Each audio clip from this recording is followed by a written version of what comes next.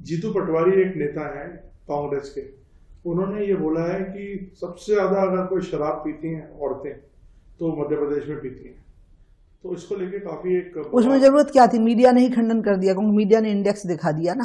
हाँ नहीं तो आपको इस बयान पे कुछ बोलना है क्योंकि हमें नहीं बोलना। हाँ, हमें नहीं बोलना, हमें इसलिए नहीं बोलना है क्योंकि वो क्या कह रहे हैं शायद उनको खुद पता नहीं है।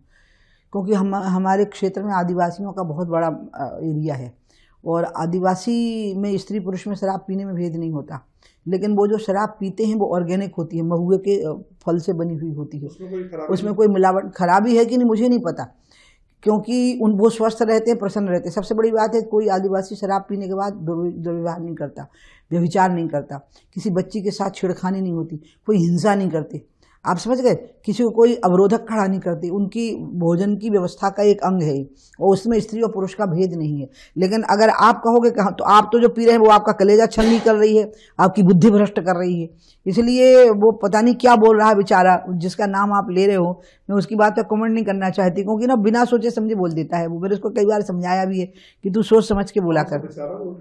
हाँ बोल देता ना, बिना सोचे से बेचारा बोल रही हूँ मैं,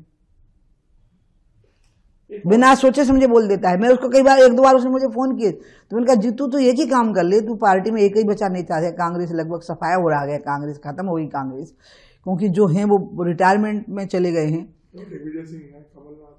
तो बड़े हैं ना अब उम्र के ये लोग, तो रिटायरमेंट में जा रहे हैं ना। और जो नई पीढ़ी है वो पूरी बीजेपी ज्वाइन कर रही है, जिनको बीजेपी नहीं ले रही है वो भर बचे हैं कांग्रेस में।